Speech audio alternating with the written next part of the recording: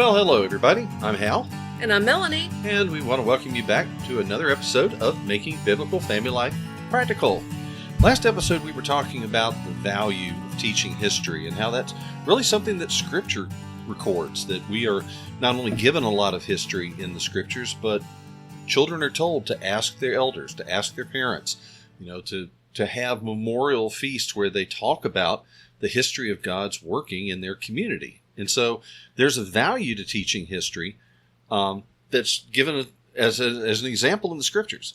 Also, learning history helps us to make decisions today. Mm-hmm. As we know how things happened in the past, it can give us wisdom to know what works well and what doesn't work well. Mm-hmm. It also helps us to understand our culture and other cultures better when we understand the history that went into making that culture. Mm-hmm. Yeah. And so we talked about that at some length in the last episode, but there was just so much we wanted to cover. We decided we'll just continue the conversation.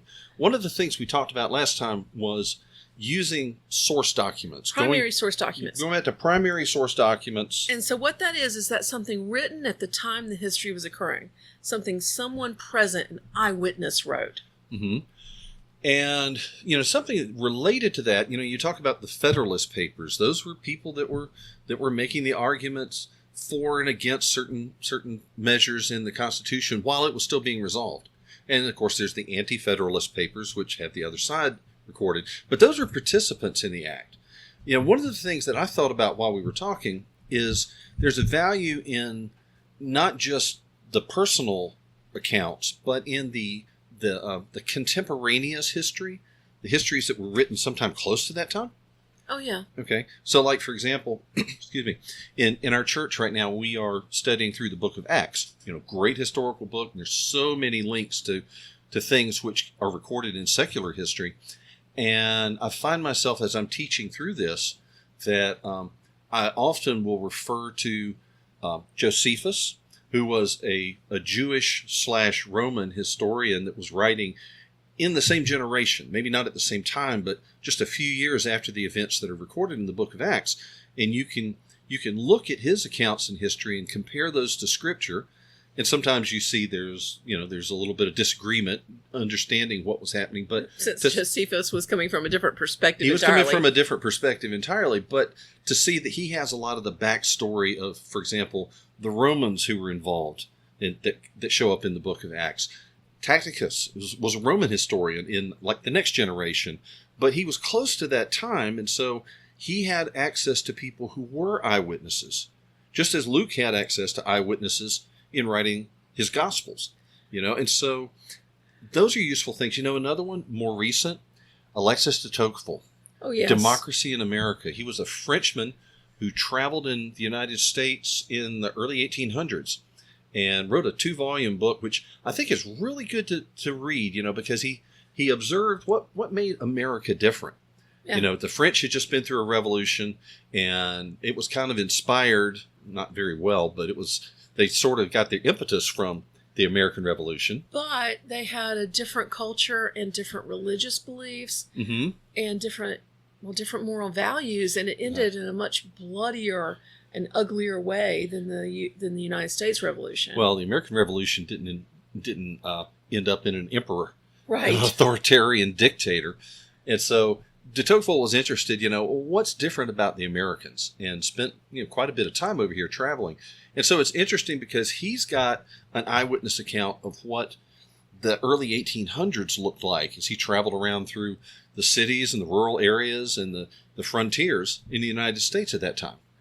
And it's really interesting because some of the conclusions he made, like he believed that America's system of democracy would only work with a moral religious people. Mm-hmm.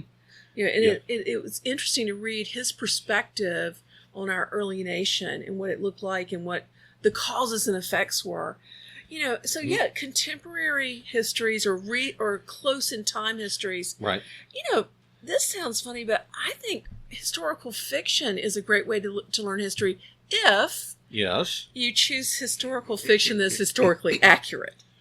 I was going to wonder where you were going to go with that, because there's a lot of stuff which has a historical framework, but is fantasy. It's basically 21st century values imposed back on a historical situation where it wouldn't have made any sense. Right. And so, well, I think I've learned a lot of history from reading the books of G.A. Henty, Henty, because he was, well, he was a war reporter in part of his time. He was an amateur historian. Right. And when he wrote those books, which are fictional, with fictional characters alongside the real characters, he did it with the histories open around him. Yes. And so they're extremely historically accurate, but because it's told from the perspective of a young English lad, you get wrapped up in the story.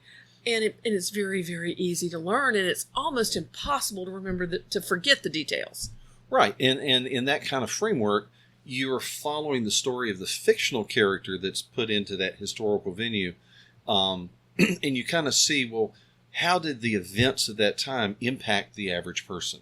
What kind of impact did that have on this young man's family, or on his prospects of starting a career or finding a mate and starting a family? Well, I will never forget what the Siege of Harlem was all about, because I read it in one of the G.A. Henty novels, and it was so compelling, what these people went through, that I could not possibly forget what that was all about.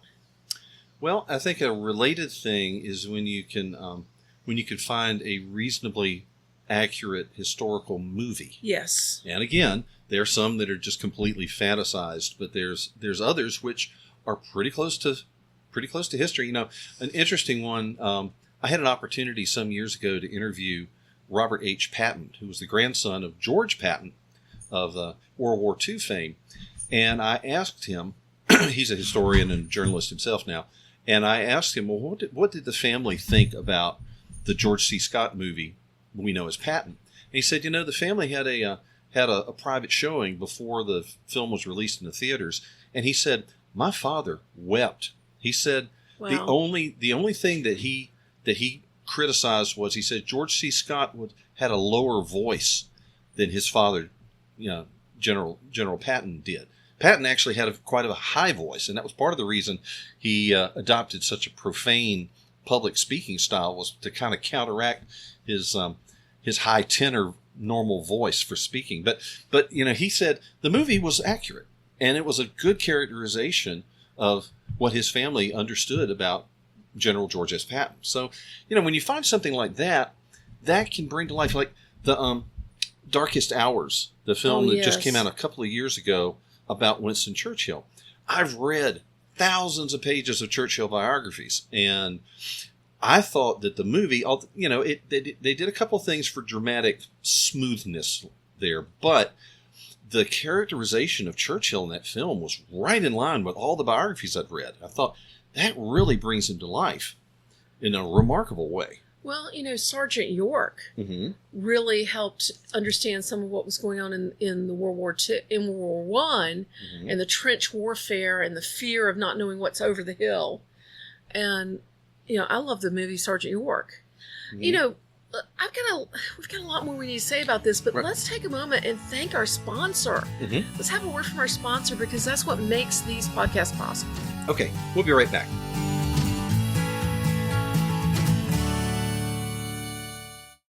Support is from TBN. Weaving its way through the heart of the Holy Land is a well-worn path that once felt the footsteps of Abraham, Isaac, Jacob, King David, and Jesus. Host David Friedland and Mike Pompeo take a sacred journey of hope along Route 60, the biblical highway. Experience the land of the Bible as you've never seen it. In theaters September 18th and 19th. Route 60, the biblical highway. Information at route60.movie. That's route60.movie. Okay, so we're talking about teaching history and making it come alive for your kids, and we were just talking about the role of fiction and of film, video, that can be useful for that. And some video is like documentary, and some is more fictionalized. But if they're historically accurate, both are useful. Right. But one thing I wanted to mention is making history really come alive to our kids by doing field trips. Hands-on history, I think of, which, at first glance, you might think, well, I mean, I can't go out and build history. It just is. But really, to go out and to try to experience it. I remember a couple of things that we did when our kids were younger. We went to some like national park places, national battlefields, military historical parks and things like that, and walked through the course of the battle. That we talked about. We went to Manassas, to the Battle of First Bull Run. One that really sticks in my mind is the Battle of Cowpens. Yeah. Because we went there with our kids, Yep. and I remember walking that battlefield and talking about why these less experienced American soldiers were able to beat the British, that when they fell back, that the excitement of the British in pursuing them because they thought they were broken, that they were able to turn the tables on them and win the battle. Well, yeah, another revolutionary battle was like the Battle of Kings Mountain. Yes. Where there was a British detachment that was on top of a rise, like a little mountain, a hillock or whatever, and they were surrounded by the Americans. And I knew from my research in genealogy exactly where our ancestors were placed on that battlefield. So I walked our boys out there and said, now look, the British are up on top of this hill and you are down here. You've got to get up to them. Can you imagine what that would have been like with the bullets raining down on you to climb this hill? Because it wasn't just a matter of a slope. It was like a bluff that they had to climb up. And that's not really obvious if you look at the maps in the books. But when you stand there and you look up that hill and think, that's going to be a stiff climb, and I've got to avoid getting shot on the way. And carry my gear and my giant gun and everything else. And then when I get to the top, then I'm going to have a fight. Because it's so much more real when you're there, and especially taking the time to watch the film that they have there at the park, to walk through the museum and to see the artifacts that they have, and then to walk that battlefield. It's really powerful. Our kids still talk about those trips. But, a lot of people don't live anywhere near historical parks that they can go to, or they may not, or they may be studying a period of time that they don't live near anything. Like when we studied ancient Rome, we couldn't afford to take a trip to Italy. No, so we just had to bring Italy to us. We did a Roman feast, and the kids still talk about that. We used sheets and made togas, and we invited the grandparents. Everybody laid down on the floor to eat. It was funny and silly. It took letting go of some of your adult pride to participate, but it made a huge impact on our kids. And we look at the highlights of history that make it into the history books, and sometimes we don't fully give credit to just the everyday stuff. When you go to like a living history event, or you've got a reenactors event, it's not just the battle lines that are interesting, but how did they live? What was it like on a day-to-day basis? How did they cook? What kind of bed did they sleep in if they had a bed? And when you go to things like anywhere in the country, there was a period where people were new to the area, where they were settlers, or there were indigenous tribes there. And to go out and to say, this is where people live. This is where they hunted. This is where they raised their families. This is where they were exposed to the weather and had to figure out how to deal with that. Well, when we were traveling through the Dakotas last couple of years ago, right? I remember stopping at one of the Laura Ingalls Wilder homesteads and seeing exactly what was meant by a soddy. Oh, right. Wow. Yeah. To think about living in that hole in the hill. Well, literally. Yes. Yeah. With dirt walls and dirt floor, and how in the world would you keep anything reasonably clean? Exactly. It made it a lot more real to understand the sacrifices they were making. Right. So, that's part of the reason I think for studying history is to recognize that people had to work really hard to pass on things to our grandparents and our parents, and to give us the country that we have now. They took risks and they made a hard investment.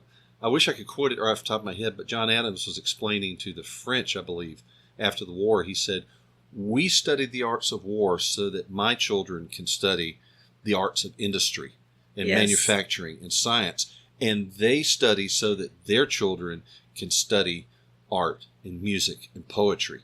And he was saying, we at different points in our history require different sacrifices, but they had a forward look to say, one day my children are going to have a better world because of the work that I've done. Yes. And we can look back and say, and I'm thankful that our ancestors did that work. Absolutely. History is just so valuable to study. It can be so much fun if you let go of the idea that it's just a bunch of facts to memorize. Mm-hmm. That instead it's story and it's real people and real things happening. I remember a friend talking about every year at Thanksgiving. Mm-hmm. Now, we have too much stuff in our attic for this. Yeah. But they go live in their attic for a couple of days and pretend like they're on the Mayflower. What a great idea.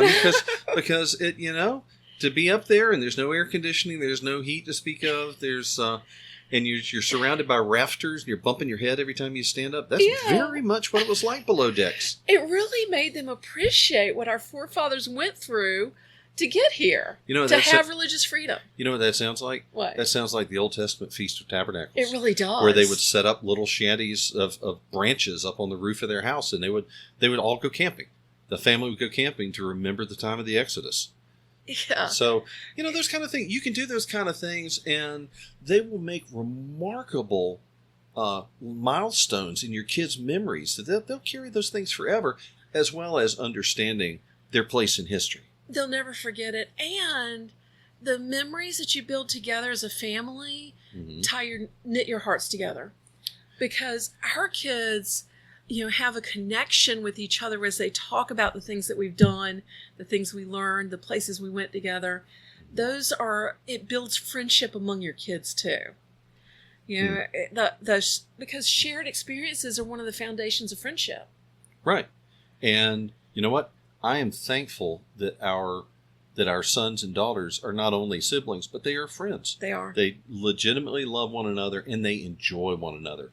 And I think part of that's the foundation that we laid in our family, that we do things together as a family and enjoy ourselves together, and we have those memories to bind us together going forward. So y'all, study history with your kids and really enjoy it.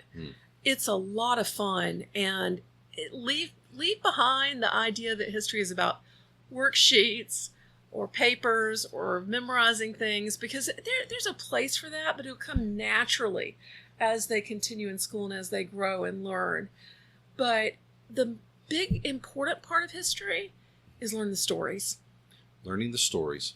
Learn the stories, and that's the part that will make all the rest of it interesting, because when you know the story and you care about what happens, then you want to know what else was happening at the time and what happened before that and what happened after that. All right. Well, look, we hope that you enjoy history as much as we do, and that your kids will enjoy history as much as ours have. And we appreciate you joining us. If you didn't see the first episode, didn't hear the first episode, please go back in the archives and listen to that, because we've got more reasons to study history and to enjoy it together. And more about how to enjoy it. Also, be sure to rate us wherever you listen to podcasts so other people can find us. Yes. And you can check out all of our resources at raisingrealmen.com. We have a great living history resource called Hero Tales from American History, written by Theodore Roosevelt and Senator Henry Cabot Lodge. You need to find Hero Tales. It's so cool. Find it on our website at raisingrealmen.com/shop. You can find a Cry from Egypt that we mentioned in the first episode, and lots of other things that will help you to make history come alive for your family. Outstanding. All right. Well, look, we do appreciate your time with us here. And until next time, I'm Hal. And I'm Melanie. Thanks for joining us. Bye, y'all. You've been listening to Making Biblical Family Life Practical with Hal and Melanie Young. If you found this program interesting, challenging, and encouraging, why not join us on the web at halandmelanie.com. That's HALANDMELANIE.com. Or follow us on social media. You can find us on Facebook at Facebook/HalandMelanie or Facebook.com/RaisingRealMen.